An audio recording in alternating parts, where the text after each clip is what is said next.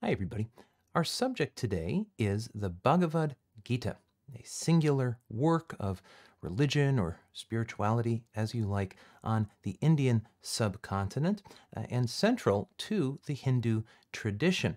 This is a non technical introduction. The Gita is not my own area of specialization, we might say, but I've taught it for years, and it's a work that's been influential on myself personally, as it so happens, and something that I've thought a bit about. So I want to gather into one place a kind of introduction to the Gita for folks who might not yet have read it or might just be looking for some context as they do so. So let's get into it.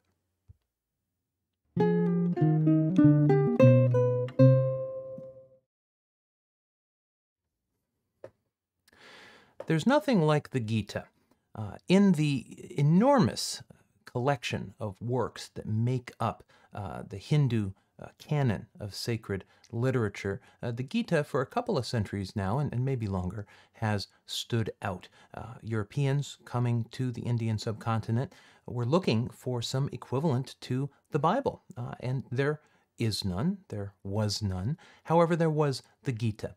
And in a combination of European encouragement in this direction, as well as a kind of Hindu rediscovery of the text over the last 2 centuries, it has emerged as a defining statement not only of Hinduism, understood as a kind of distinct world religion, but of the Indian cast of mind, the outlook on the world that has so defined not just religion, but culture and art and other things in the subcontinent. So let's hop into it. I've got some slides.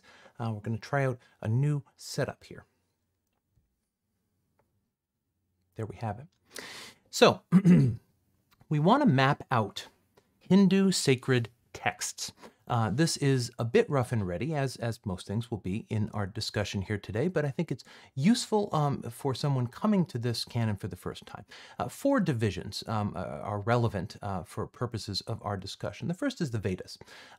Hindu sacred texts consist primarily of the Vedas. These are revealed texts, although that distinction is itself interesting in the context of Hinduism. They are the earliest scriptures associated with the Hindu tradition, and they concern the nature of reality, the universe. They concern creation.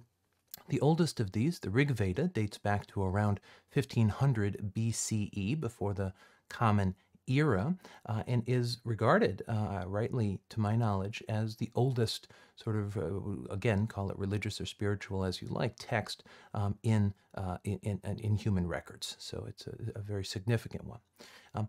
After the Vedas, we have the Upanishads, another collection of texts where the focus shifts from questions about reality and nature to a focus on human beings.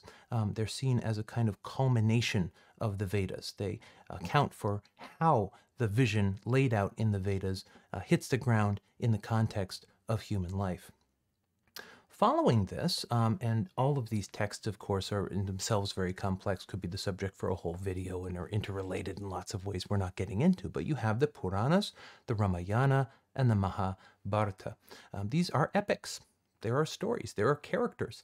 When I was working in interlibrary loan in my college as an undergraduate, I remember we had a massive collection of the Mahabharata on DVD. This was a long time ago, but there's an almost kind of, I don't want to say soap opera because that sounds somehow dismissive, but there's an ongoing unfolding of the stories of the characters in these epics, and they've shaped so much of the Hindu imagination around these matters. The Bhagavad Gita, as we call it, is part of the Mahabharata. It's one of the songs in the text. So Gita means song, and Bhagavad Gita means the song of God. God here is Krishna, as we will see presently. As mentioned already, too, Europeans, when they came to the subcontinent, identified the Gita as a central text of that tradition, and this was thereafter adopted by many within India itself, and the text underwent a renaissance of interpretation. The edition that we will be looking at of the Gita is due to the translator Eknath Easwaran, really a remarkable work, and soon we'll also be looking at his edition of the Dhammapada. I'll link this book in the description. The introduction by Easwaran also is a very helpful thing. We won't be looking at that in detail, but I recommend the volume to you. Having seen a number of different translations of the Gita, I find this one to be among the most accessible. As highlighted, there's no single holy book. There's no Bible of Hinduism, and we probably err in looking for an exact correspondence with Christianity specifically, or with any kind of Western tradition. This is a distinct tradition of interpretation and of text. The Gita has become the most popular of these things, and as suggested, is seen as a kind of summary of all of the scriptures of India, and perhaps beyond just the scriptures. It's a story of India, an inner story of the conflict between different aspects of human life, and how character, Arjuna, in the book negotiates that conflict with the help of Krishna. As noted, the title of the Bhagavad Gita simply means the Song of God, and there are lots of other Gitas in the Mahabharata and in the Hindu canon, but we, because of its preeminence, refer to the Bhagavad Gita typically as the Gita, as you will have noticed I have done. What actually happens in this book? Because there is a plot, there are characters, and things do happen. It's set around 3200 BCE. There's a war between two groups within the same family, and that's a significant thing. The groups are called the Kauravas and the Pandavas.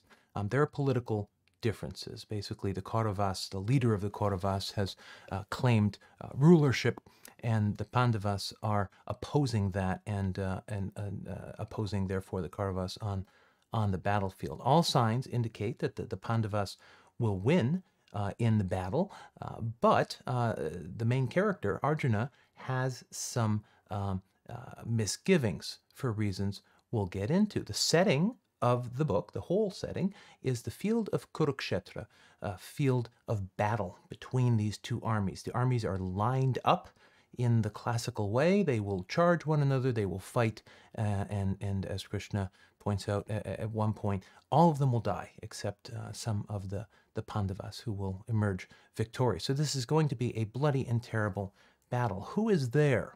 Two main characters. The Gita, especially after the first discourse, is essentially a conversation between two characters, Arjuna and Krishna. Arjuna is a Pandava. He's going into battle. Krishna is his charioteer. We'll have a couple of images of this in a moment, and he is significantly an avatar of the god Vishnu, one of the three primary gods of what we will continue calling Hinduism. This character, Krishna, is not only a representative of a single god among many, however, he is a representation of the whole universe, as well as the deepest self of Arjuna himself, and of all living creatures. The language used is beautiful, and I dare say inspiring.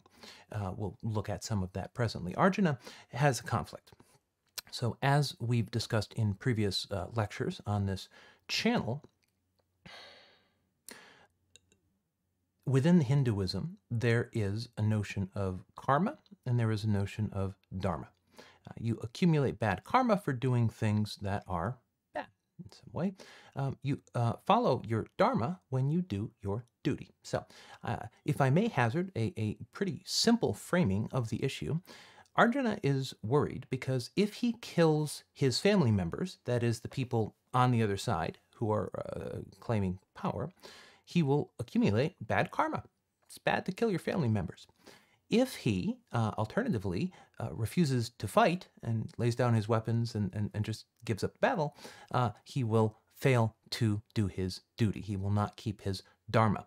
So he is between, Arjuna, a rock and a hard place. There has to be some solution to this, and the entire book is a way of explaining that solution through the words, especially of Krishna, of whom Arjuna becomes a disciple in the book and learns much. Krishna, big reveal, Krishna is actually God, and he's going to talk, and there we have it. The story begins. Here's Arjuna on the right, and Krishna depicted in classically in blue on the left. You can see the armies in the background. And spoiler alert, Arjuna does fight in the end. He is shown here charging into battle, led by Krishna on his chariot, drawing his arrow. So he will, in fact, fight the members of his family and do his duty as a Pandava. Let's see how he gets there. So I've hazarded here a few themes. If we have to identify what actually is the message of this text. Here's what I would give you. The simple main message. Do your duty, your dharma, that is, fight in the battle, but do it without attachment to the fruits or results of the action, whether those fruits or results are pleasant or unpleasant. In short, it's not about you.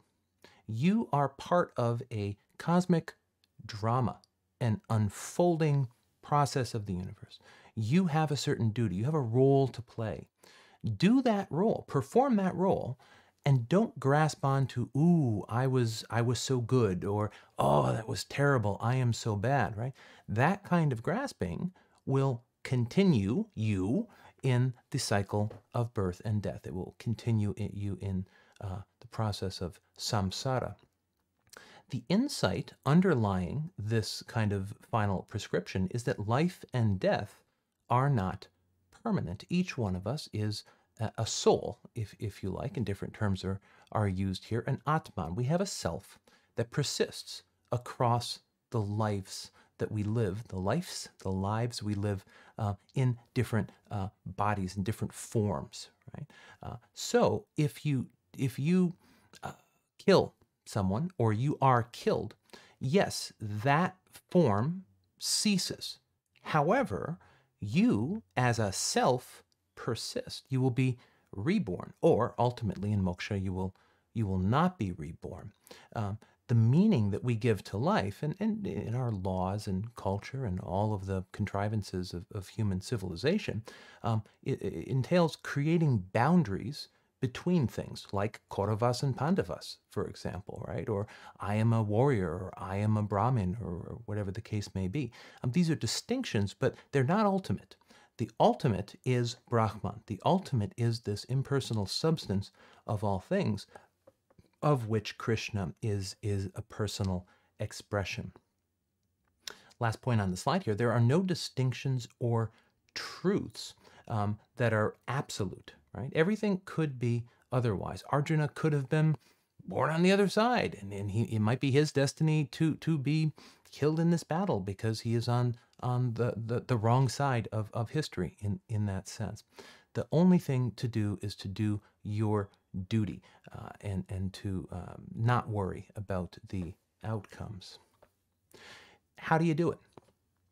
Well, you got to train yourself.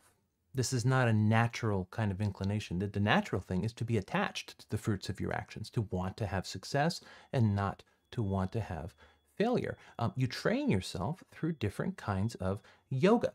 And here we don't mean just stretching exercises, as the term typically is taken to refer to in Western context. We mean the tradition of disciplining your body, soul, and spirit through action, through devotion, or through the pursuit and acquisition of knowledge. And these are called respectively karma, bhakti, and jnana yoga.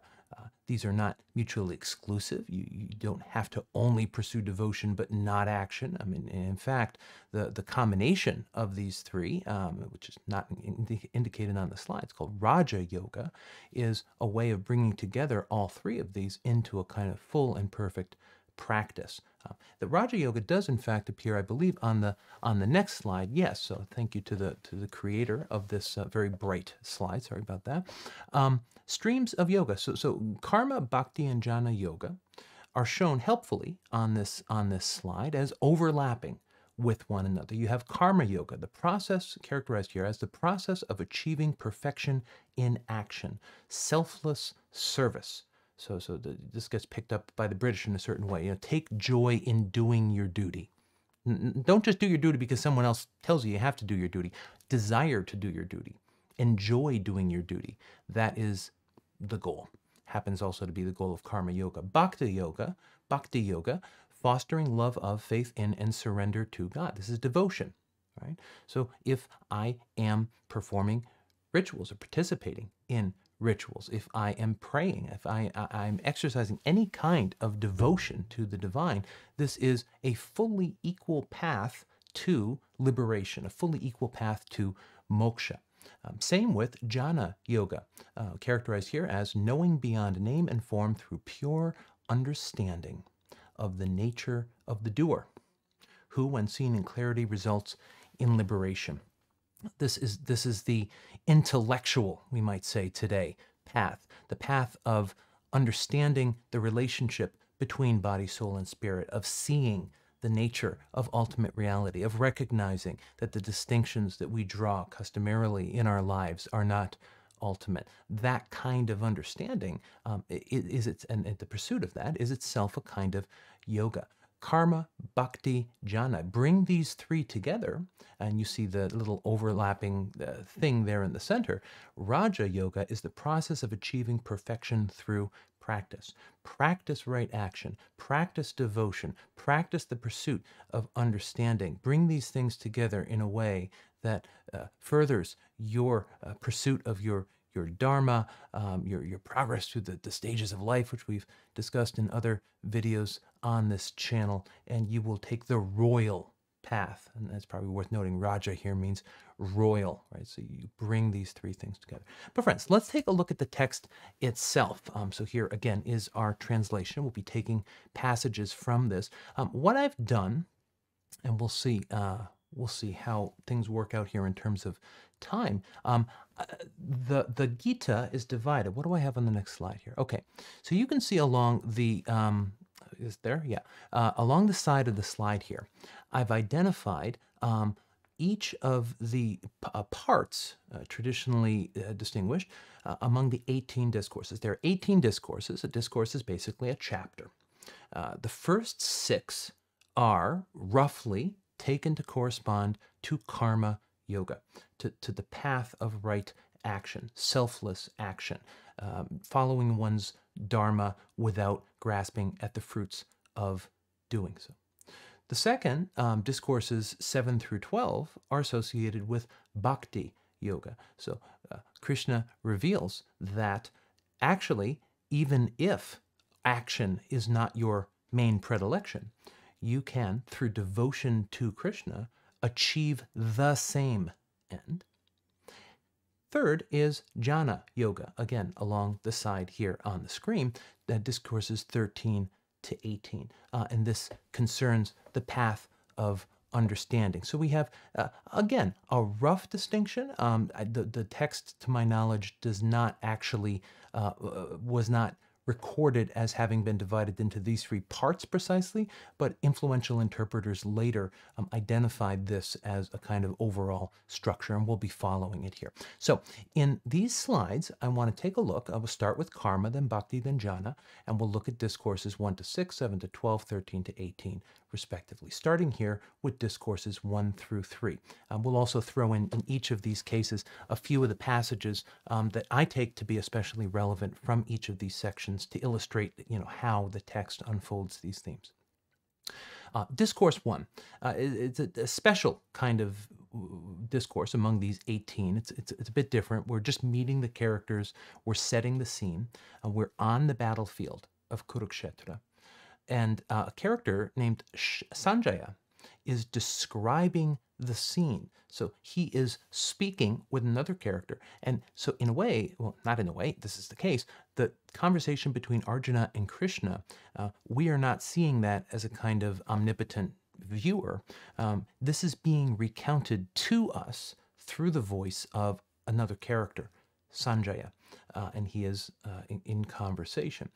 There are the 2 armies. We meet Arjuna. We meet Krishna. A lot of other names are provided that often turn people off, I think, from reading the text because the names are perhaps unfamiliar. with the scene set, and it's worth saying here too, there's this battlefield of Kurukshetra. This is not only a physical place, although it is a physical place, and you can go there and you know, see it, visit. But it is a symbol of human life, of the human journey, right?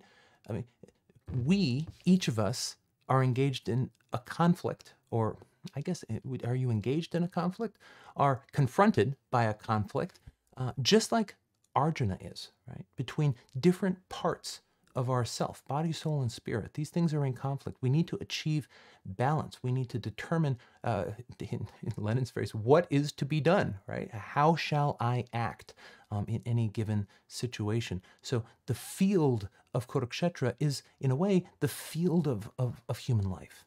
It's the field of what came to be called later the moral life, right? And Arjuna is, in his conversation with the ultimate, with Krishna, personification of God, figuring out what to do. Okay, so there's book one, setting the scene. Discourse one. Discourse two, summary of contents is what I have here. Krishna explains the difference between the body and the soul, which cannot die. Crucial thing, right? The Atman, here, and other terms are used in a more technical sense later in the work, but the Atman is the soul, the self, the persisting thing that moves through different incarnations, that is in samsara. The soul or self is finds itself amidst all of the distinctions and conflicts and trouble of the world. However, it is not subject to those in an ultimate sense. It is subject to them in a relative sense. I mean, if you do something that contravenes an unjust law, for example, you might go to prison like Thoreau or Gandhi or anybody else. However, your action there in pursuit of justice is not ultimately to be assessed in terms of the distinctions of this world. It's ultimately to be assessed in terms of the vision set forth by Krishna and the path that he identifies, a path that is higher than any worldly distinction. So this assertion that each individual somehow transcends the social, political, cultural context in which she finds herself is defining of this text, and something that is certainly interesting to reflect upon. Discourse 3, Karma Yoga. So here we have, this is in a way the kind of title track of the whole Bhagavad Gita, a description of right action. And I've just stated again what I've presented as the kind of takeaway of the whole work. Act, but without attachment to the fruits of your actions. Just do it. Right? As I record this video, if I'm sitting here thinking, do they like me? Is it good? Right? What is that, right? I mean, we might recognize that as, well, if you want to use a word, pusillanimous, small-souled, right? Why am I subjecting myself to just, you know, being swayed reactively by the opinions of others? Yes, I should try to make it a decent video, and I hope you watch it, right? But if I'm attached to that, if that is the motivation for my action, then I will, if you like, just continue in the cycle of birth and death. I will not achieve moksha. I will not achieve liberation. I will not be independent of those social, political, cultural contexts, but rather be swayed about within them as in the waves of the ocean. Moving on to 4, 5, 6, here in Discourse 4, Krishna presents this notion of transcendental knowledge. Okay, you're an Atman, you're a self, right? Krishna is an avatar of the god Vishnu, and remember, Vishnu is the sustainer, the maintainer, the one that holds things in being. Brahma is the creator, Shiva is the destroyer, but Vishnu is the sustainer. So when it happens that people in the world forget the truth that they are an Atman, that they are a self, right? That they need to do their duty regardless of consequences, Krishna appears, as he has done here, and sets things aright. And of course, in the form of this text, he is perhaps can be seen as setting things aright across the centuries. 5 here continues this theme of the fruits of action, not being attached to the outcomes of one's actions. And a new element is introduced, that when you act, you might offer up, so to speak, and I don't recall if that's actually Isvaran's translation. It sounds very Christian, right? But you might offer up the fruits of your action, or your action itself, perhaps rather, to Krishna, to God, right? So let's see, I'm thinking of the Jesuit phrase, the old Jesuit phrase, ad majorem Dei gloria, to the greater glory of God, AMDG. So sometimes Jesuit authors following Ignatius would write AMDG at the end of their writings, or whatever they're doing. What does that mean? It means I am not doing this because I, Ignatius Loyola, whatever, want to be super famous, and I'm going to be remembered through the ages like Ozymandias or something, right? I'm doing this for the greater glory of God. Arjuna, I'm going into battle for the, so to speak, greater glory of Krishna. I'm doing this out of my devotion to better Krishna. And then Discourse 6, wrapping up this first section on karma yoga, meditation is introduced. Through self-realization, we become unaffected by dualities and control body and mind. So we're going to come back to that in Jnana Yoga at the end as a theme. But importantly here, we're provided with the means. How can we actually act without attachment to the fruits of your actions? Well, meditate, right? Develop control over your mind and body. When you are faced with a challenge, don't immediately fold. Don't lose your head, so to speak. Remain calm and do your duty. Such is the message of the book. Let's look at a few passages here associated with or taken from these first discourses. O Krishna, I see my own relations here. So this is Arjuna, of course, speaking. Anxious to fight, and my limbs grow weak. We would become sinners by slaying these men, even though they are evil, bad karma. They are related to us, therefore we should not kill them. Better for me if they were to attack me in battle and kill me unarmed and unresisting. I mean, it seems we have here almost a statement of the question of pacifism. Is it better to actively resist evil? Case in point for our moment in history, Nazi Germany, right? I mean, certainly it seems that there are good reasons to resist that violence with violence. At the same time, is it better to be, in fact, killed unarmed and unresisting? Am I maintaining a kind of purity by not engaging in the battle? Can I opt out, right? Can I just kind of maintain my clean hands? This is Arjuna's inclination here at the very beginning of the Gita. Krishna responds, "You speak sincerely, but your sorrow has no cause," says Krishna. "The wise grieve neither for the living nor for the dead. There has never been a time when you and I and the kings gathered here have not existed. Atma, each has a self, each is eternal. The body is mortal, but that which dwells in the body is immortal and immeasurable." Significantly, it's not a physical thing. I can't say it's big or it's small, right? Therefore, Arjuna, fight in this battle. And that is, in fact, where we'll end up. But we have some stages to get through before that.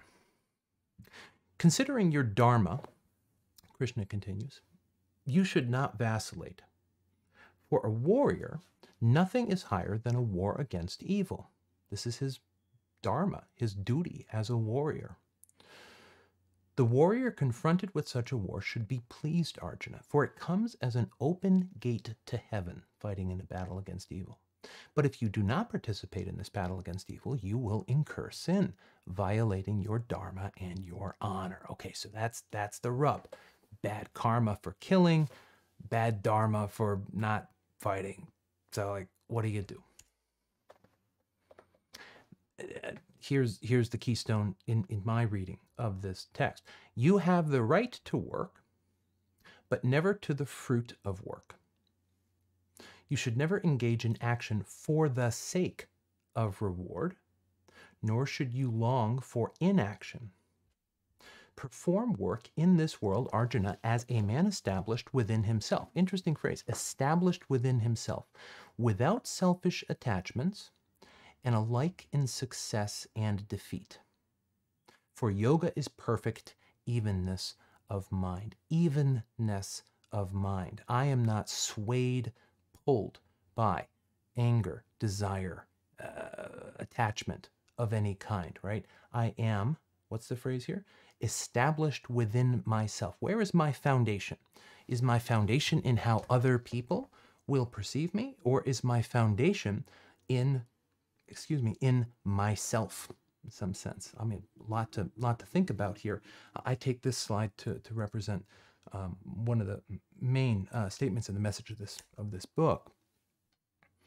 Last one here, I believe, on Karma Yoga, then we're going to go on to Bhakti. When your mind has overcome the confusion of duality, pause.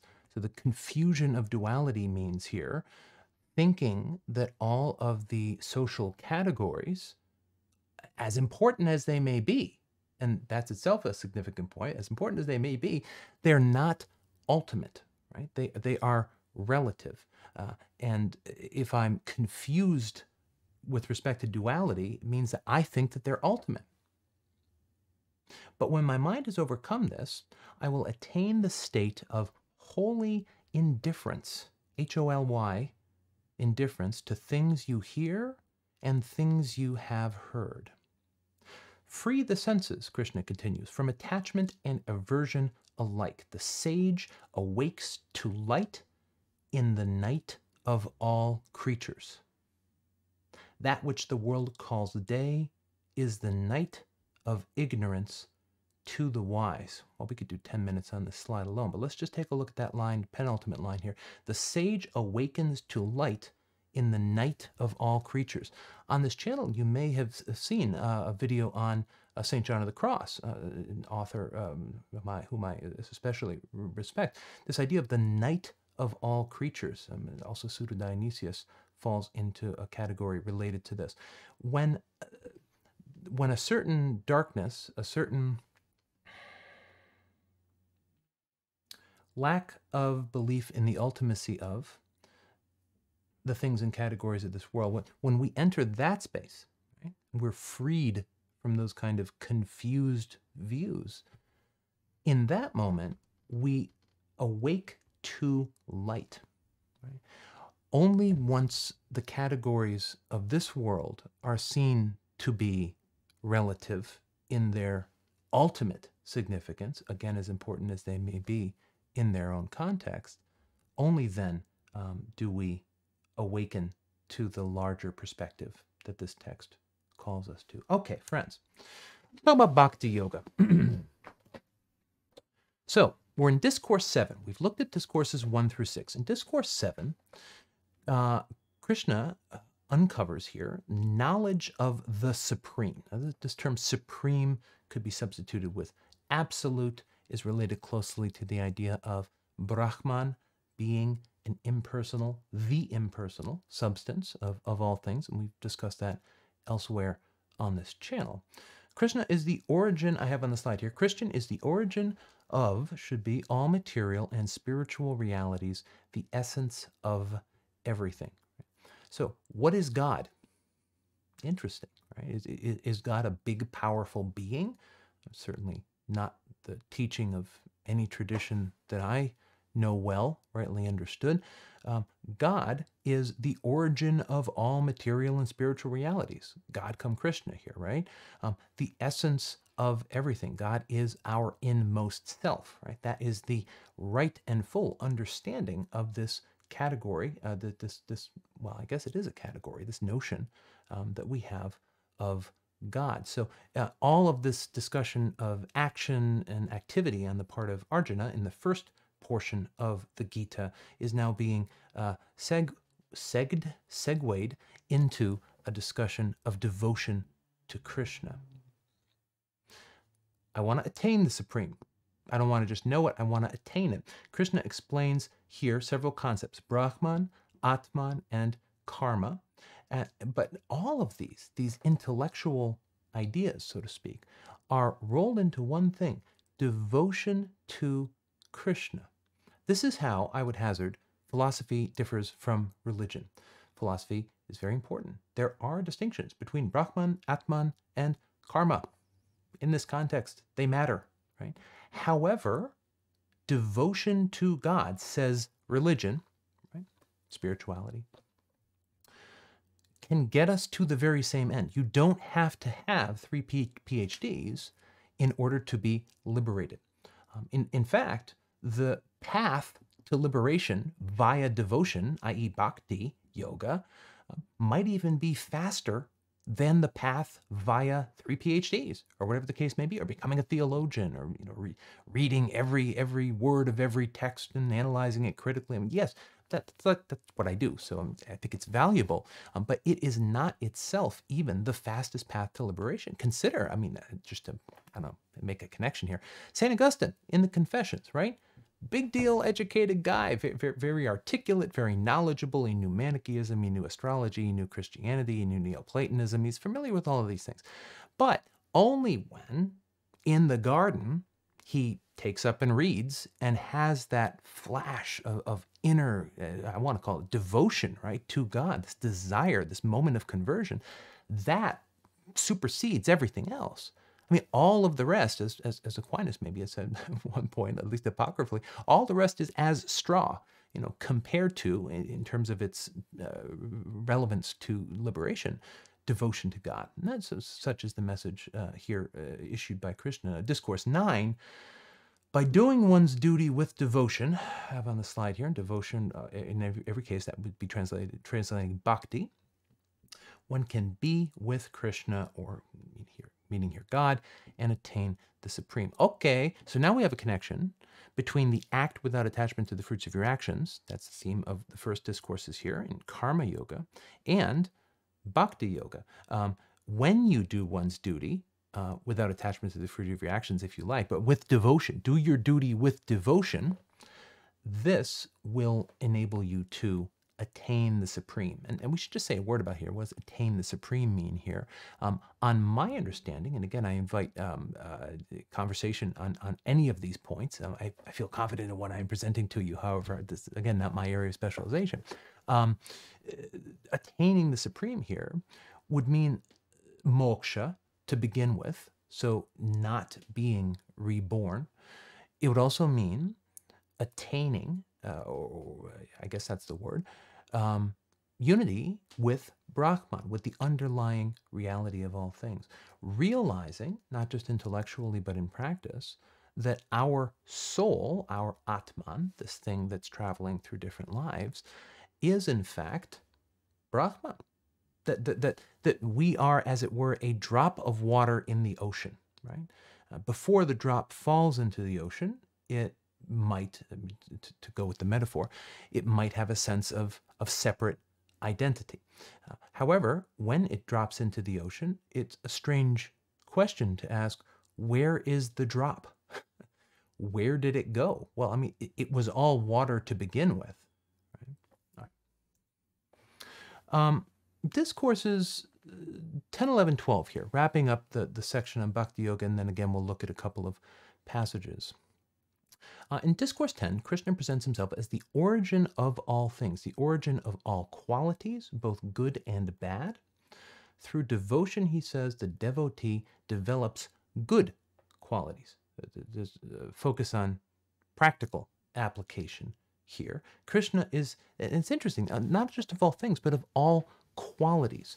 So this is different than in the Christian tradition, significantly. One of the biggest, most long-standing challenges to Christianity is the claim that, why is there evil in the world? The response is, God did not create evil.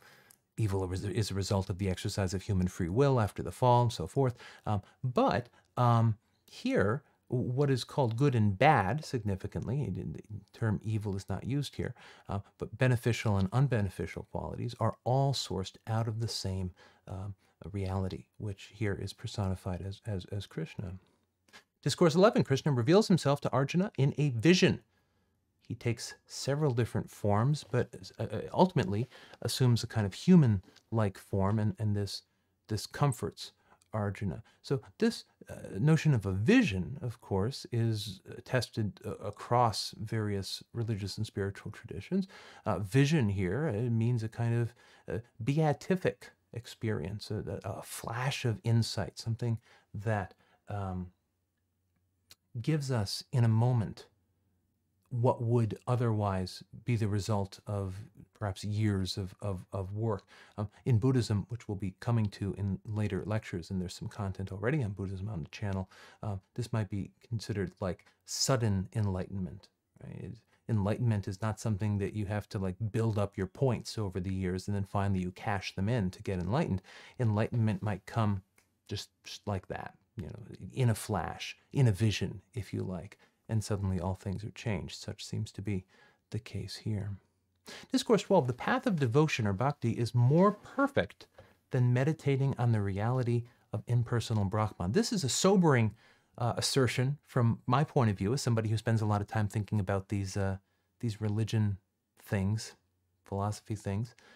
You can meditate on the reality. I mean, sure, you have a good understanding of that. That understanding is valuable. That's jnana yoga. We're coming up to it.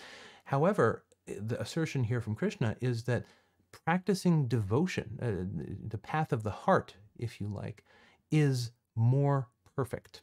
That doesn't mean it's the only one that works, but it is, again, just to use the phrase, more perfect. And each of us can perhaps reflect upon what that means. Why would devotion, without a kind of critical, encompassing understanding of the tradition that you're practicing, be more perfect than that understanding? A few passages here from the Discourses 7 to 12. The man or woman of wisdom surpasses all the others who seek me, says Krishna. To them I am the dearest beloved, and they are very dear to me. All those who follow the spiritual path are blessed. But the wise, who are always established in union, for whom there is no higher goal than me, may be regarded as my very self. I think this passage really kind of picks up speed near the end. The wise who are always established in union. Am I living my life in such a way that my understanding that Atman actually is Brahman, kind of technical thing we were talking about, do I live that out? I mean, is that something that affects my daily action? Is that something that actually leads me to cultivate good qualities within myself? Open question. It should be. If it is, perhaps I am among the wise. Perhaps in such a case, there is no higher goal for me than Krishna himself, than God himself. Whatever my goals might be, ad maiorem Dei gloriam, right? To the greater glory of God. There's one ultimate motivating source. But I love this last little clause here. May be regarded as my very self. I mean, there's this gravitational pull. I mean, gravity, I guess, it means going down from our point of view. So I'm not sure that's quite the right word, but magnetic pull within this whole canon, this whole textual tradition toward unity, right? The Abrahamic traditions tend to emphasize a kind of ultimate distinction. There's God and there's God's creation. Boom, boom. Two separate things, right? Ne'er the twain shall meet. I mean, maybe through theosis in the Eastern Orthodox tradition or through the kind of Christian mystical visions, I can attain a kind of unity with God, and that maybe even of a great intensity. But that's not the mainstream understanding. The mainstream practical on-the-ground understanding is that God is God and we are us. I am not God. Great book by Gianni Vattimo, by the way, if we're interested, On Not Being God. It's his memoir. So here, however, through the path of devotion, what is Krishna saying? When you follow this path of wisdom, when you develop these good qualities, when you have no higher goal than myself, Krishna, then you are me, right? That you're being pulled, again, magnetically toward this unity because you are Krishna, because you and Krishna are both Brahman. And once you realize that and you lose your kind of particular attachments and identities and narrow predilections, then you are, you're liberated.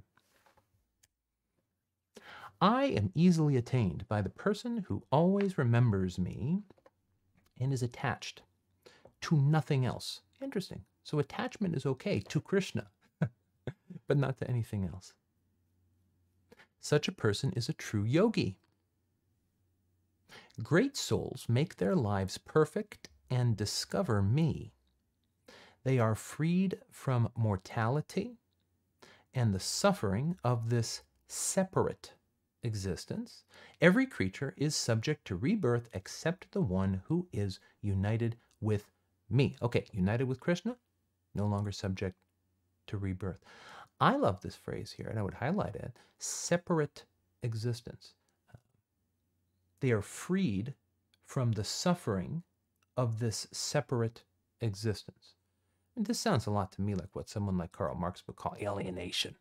I'm separated, right? I'm pulled apart from things that should be my ownmost, if you like, right? I feel isolated, I feel divided, I feel conflicted. There's separation, right? Again, the magnetism of unity is pulling things together here. This kind of separation only causes suffering, and we'll see that insight developed in great measure once we turn to the Buddhist tradition in not too long. I think this will be the last one under Bhakti Yoga, and then we'll just say a bit about Jnana Yoga and wrap things up. The immature do not look beyond physical appearances to see my true nature as the Lord of all creation. But truly great souls, so we have an opposition here between the immature on one hand, truly great souls on the other. Truly great souls seek my divine nature. They worship me with a one-pointed mind. Truly wise souls, having realized that I am the eternal source of all. Constantly striving, they worship me without wavering and sing my divine glory. Ad majorem Dei gloriam. I like the term that Iswaran has chosen here, the immature. I myself, I don't have access to the original language of this text, but it strikes me as a really apt phrase. He's not saying the evil, right? He's not even saying the ignorant, although ignorance is important in this text. The immature, people who have not yet developed to a point that they are able to look beyond physical appearances, kind of like back in that vision where Krishna takes on all these different appearances. You need to look beyond those. Those are manifestations. Those are, they're going to come and go. What you have to look at is the self and who Krishna is, because it's personal, who Krishna is, ultimately, his divine nature, right? And then focus on that one-pointed mind, focused on that deeper reality of who Krishna is. Last bit, friends, on Jnana Yoga discourses 13 to 18 of this wonderful work, the Bhagavad Gita. 13. So here we get some distinctions, some new distinctions that are associated with an intellectual approach, an intellectual path to liberation. 13 here focuses on the relation between nature and the enjoyer of nature. Kind of going back to what we saw in Discourse 2, this distinction between body and soul, as is there characterized. But we're getting a lot more specific here, a little more technical. So nature is prakriti, and the enjoyer of nature, I like that term, the enjoyer of nature is purusa. Right? Another way of putting this, body and the knower of the body. You can connect this with William James. Interesting, random connection. But he talks about the I self and the me self. Right? So the me self is myself as an object, the characteristics that I have. I'm tall or short, I'm old or young, whatever the case may be. But the I self is that aspect of myself, and called self-consciousness. I don't know, I've never seen a full explanation of how that works, right? But our self-consciousness is our awareness of that me self. That's our I self, right? And throughout the tradition, people talk about the transcendental ego, this kind of thing, the I. What is it that enables us to take I hesitate to use the term meta these days, right? But to take that kind of outsider's view of ourselves as an object. That's the distinction in play here. The distinction between what I am, if you like, and who I am, right? Nature and the enjoyer of nature. Once you get it, you've reflected on this, you have a sense of how it works, that's called jhana. There are a couple of other distinctions introduced here, different degrees of knowledge, but for our purposes, we're going to just say that's called knowledge, right? So I can meditate on that, I can reflect on that, I can study that, I can watch YouTube videos on labyrinths, right? But ultimately, it's that moment of insight that comes when I understand that relation, the pursuit, and then the practice on the basis of that is jhana yoga. There are three modes, three gunas, material nature introduced here: goodness, passion, and ignorance. These are the engines of reality, right? They drive things. Am I driven by goodness? Am I driven by desire and passion? Or am I driven by ignorance? Much of these lattermost discourses in the Gita are concerned with, and I use the term in passing here, the three gunas, right? These three motivators, these three modes of material existence. I have here on the slide, transcend these to be steady. I mean, I guess that's kind of vague, but once I realize that, yes, I am my body, but I'm not my body, right? I'm more than my body. I am able to take a perspective outside of my body and reflect upon it, and not just my body, but my identity. Once I do that, then I'm able to transcend these drivers, these engines of nature, of the material world. I'm able to not be determined simply by social, political, cultural, natural forces. I'm able to be free. Discourse 15, know Krishna's real identity and detach yourself from this world. Okay, well, know Krishna's real identity. There's a little echo back to bhakti. Even in jhana yoga, Krishna as a personal avatar, personal expression of the divine, does not fall out of the picture. Yes, our concerns are more, so to speak, intellectual, but still, what we are actually intellecting, that's not a word, right? But like that, right, is Krishna, rightly understood. Last bit on the chapters here. Some are divine and some are devilish. So we're talking here about where people fall, so to speak, within the cycle of birth and death. There's certain kind of trends that you get into. You get into a good trend, a divine trend. You have good qualities. You're on your way to moksha, or you get into a negative trend, bad trend, devilish, and you're on your way away from moksha. It doesn't mean you're going to hell in the sense we've inherited that concept, but it does mean that you are not moving toward liberation. You're moving toward greater bondage to specific contexts within the relative categories of this world.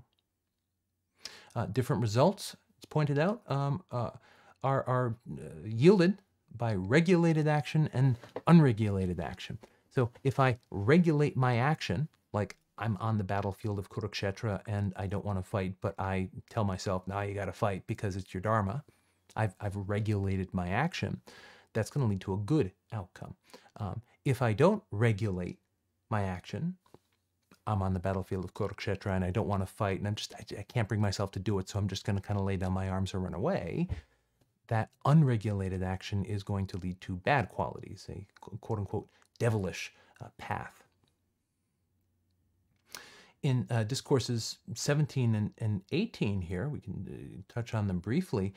17 focuses on different types of faith with an enjoyment to focus on goodness, to do everything in a spirit of devotion. So he's bringing together here some of the themes, and the doing everything is action, devotion is bhakti, but also practicing this recitation of the syllable Aum as an expression of all reality. That phrase Aum, and you sometimes see this in kind of parodies of meditation, uncharitable parodies, is repeated, not just because people like making a sound, but because it's understood that that syllable, that that word containing all of the vowel sounds that join together reality, it is itself the sound of reality. It's a very beautiful tradition. And then we have our conclusion in Discourse 18, this very cursory survey of the book. Be perfect by doing your duty without attachment to outcome. Title track, indeed. Let's just have a look at a couple of passages here from the Jnana Yoga section, and we'll wrap up. The body is called a field, Krishna, because all the insights here are coming from Krishna. The body is called a field. The one who knows it is called the knower of the field. I, Krishna, am the knower of the field in everyone. The wise realize they are Krishna's own self. Knowledge of the field and its knower is true knowledge. When I have knowledge of both the field and the knower of the field, right? I know that distinction, Prakriti and Purusa. Those who know truly are free from pride and deceit. They are even-minded through good fortune and bad. Pride and deceit, good fortune and bad. Good stuff happens, bad stuff happens. When good stuff happens, I don't say, wow, I am so good, right? When bad stuff happens, I don't say, oh, what sin have I committed? I'm being punished. I'm very bad. Good stuff happens and bad stuff happens from our point of view. And it's not about us in a certain sense. I mean, I take that to be the message of this book, and I would encourage conversation on this point and all points. Prakriti and Purusha, so if you like, the field and the knower of the field, right? The body and the awareness of the body. These are both without beginning. And from Prakriti come the gunas. That's what we mentioned. There's a lot on the gunas here. The goodness, passion, ignorance, the drivers of action. Also from this comes all that changes. Prakriti is nature. In Greek, phusis, literally change, movement, development, or maybe just one damn thing after another. Prakriti, nature, is the agent, cause, effect of every action. So that's nature, natural causation. But it is Purusha that seems to experience pleasure and pain. Think about the experience of pain. I think it's very interesting. Wittgenstein said some interesting stuff on this, right? If you're in pain, what evidence can you provide to that end? I mean, you can tell a medical professional, all right, it's a 7 out of 10 or something like that, right? But they have no way of knowing your experience of pain. That's your experience. Only you know it. That's yourself. That's your Purusa, if you like here, right? Purusa, Purusha. Sorry about that. Purusha, right? It's not visible. It's immeasurable. This is your self in the ultimate sense, your soul. No one else can kind of tell you what that is. Only you can give expression to what that is. Purusha, resting in Prakriti, interesting, witnesses the play of the gunas, born of Prakriti, but attachment to the gunas leads a person to be born for good or evil. Interesting. The gunas are goodness, passion, and ignorance. Passion and ignorance, okay, we're familiar. Don't be driven by, passion is complicated, right? But I mean, don't be driven by greed and don't be driven by ignorance. What about goodness? I mean, shouldn't we be driven by goodness? Shouldn't I be attached to the guna of goodness, right? No, says this text, right? Don't be attached to triumph and success. Don't be attached to failure and defeat. Simply do your duty. Simply follow your dharma, right? The only thing you should be attached to is Krishna. Ad maiorem Dei gloriam. Attachment even to goodness, that driver of action, will keep you born for good and evil in the round of samsara. You will not achieve moksha if you are acting with attachment to being good, to showing how good you are. Very interesting. As the sun lights up the world, the self dwelling in the field, so the field is the body, is the source of all light in the field. Self as soul, as sun, as light. Those who, with the eye of wisdom, distinguish the field from its knower, the knower of the field, and the way to freedom from the bondage of Prakriti, attain the supreme goal. So we need this eye of wisdom. We need to distinguish between the field and the knower of the field, between the body and all of that which is nature, and the self, the knower of the field, that which is, I want to use the word eternal because it's not within nature, but that which continues through the round of rebirth until, happily, it does not. I want to focus just on this. I think we're almost done here. I want to focus on this phrase, the bondage of Prakriti. How is this bondage? It's a fascinating thought, because what we're really talking about here is a kind of determinism, right? If you are in bondage to nature, bondage to Prakriti, then you are not acting out of freedom. You are acting as a kind of predictable consequence of your social, cultural, political, religious, whatever factors, right? You're just simply playing a role that has been, as it were, given to you, but is not an expression of your Purusha, of your Atman, if you want, of your deeper, higher, ultimate self. And this is seen as bondage. And the liberation that is called for on that view, which I hazard, is not understood only in the sense of a kind of metaphysical bursting forth from the round of samsara, as if all these mythical categories were themselves ultimate. The liberation that's called for is to be able to live one's life in this world amidst all of these things. I mean, we have a body, Prakriti. There is a field, absolutely, and we need to honor that, as Arjuna does in going into battle. But we need to realize that those things are not at the same time ultimate, and that realization is what leads us to the goal. I'm gonna break my own rule here. Yeah, that is the last slide. Okay. As long as one has a body, one cannot renounce action altogether. We have bodies. Sorry, Manichaeans, right? We're actually not spirits imprisoned. We are bodies as well. True renunciation is giving up all desire for personal reward. True renunciation, right? So not just laying down your arms on the field of battle because you fear going into battle personally, narrowly, but true renunciation. Those who are attached to personal reward will reap the consequences of their actions. Some pleasant, some unpleasant, and some mixed.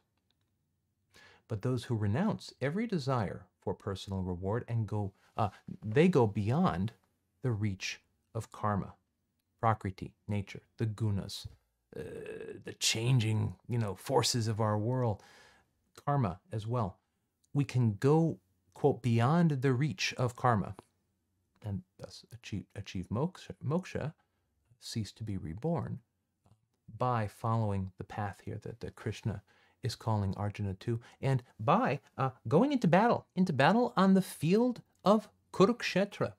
We've just seen that this image of field is used for the body, for nature, for the world, the physical world that we inhabit with all of its forces and social and cultural dynamics. We have to go into battle on that field, be willing to engage in action without attachment to the fruits of our action, and to do so, in the view of this text, through being motivated by devotion to Krishna, to God, and an understanding of who and what, in fact, we really are. Friends, it's been a pleasure engaging with you around this book, and I will see you in the next video.